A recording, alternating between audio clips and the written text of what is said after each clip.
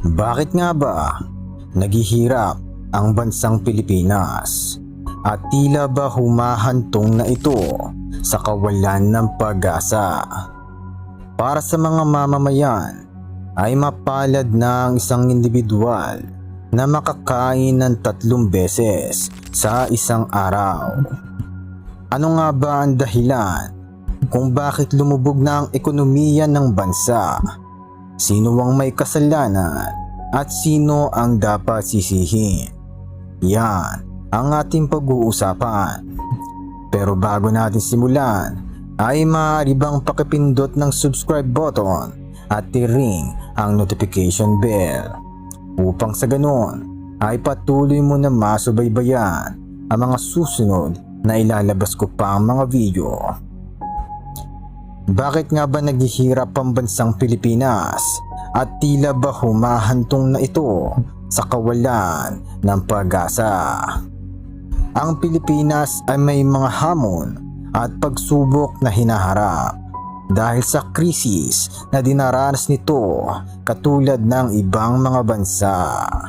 Narito ang mga dahilan kung bakit mahirap ang bansang Pilipinas. Una, ang pagbagsak ng ekonomiya dahil sa kawalan ng trabaho. Ang Pilipinas ay may mataas na antas ng kawalan ng trabaho na nagdudulot ng kahirapan at pagkakawalan ng oportunidad.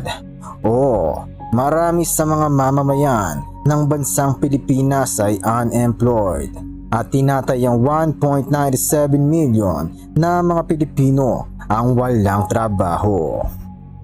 Dahil sa mataas na standards ng mga kumpanya ay maraming mga Pinoy na nahihirapan sa pag-apply bilang trabahador.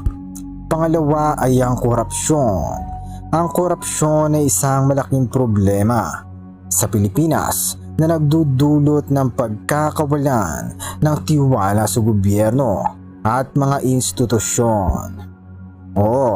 Sobrang lala ng korupsyon sa bansa.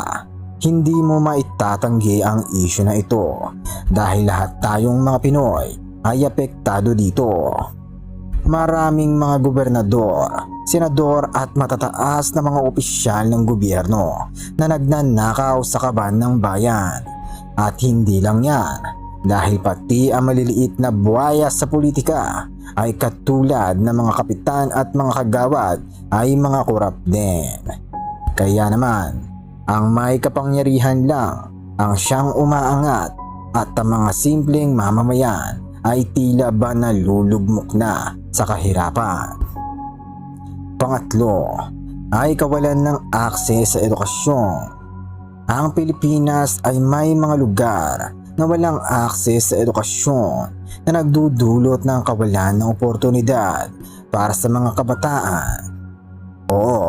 Maraming mga kabataan ang hindi nakakapag-aral dahil sa kawalan ng akses nito sa edukasyon na lubhang nakakaapekto sa ekonomiya ng bansa na siyang dahilan kung bakit tayong mga Pinoy ay lalong naghihirap.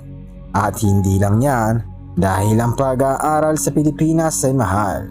Kaya naman maraming mga estudyante na hindi nakakapagpatuloy dahil sa kakulangan ng pinansyal. Sobrang tindi na ang kahirapan na dinaranas ng bansa. Umaabot na rin sa punto na marami nang kumakapit sa patalim at gumagamit ng dahas upang mabuhay lang. Sino nga ba ang dapat sisihin kung bakit naghihirap ang bansa?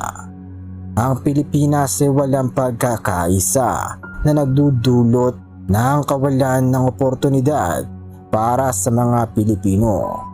Kaya naman, ang dapat sisihin ay ang ating mga sarili dahil tayo din mismo ang nagpapahirap sa sarili nating bansa.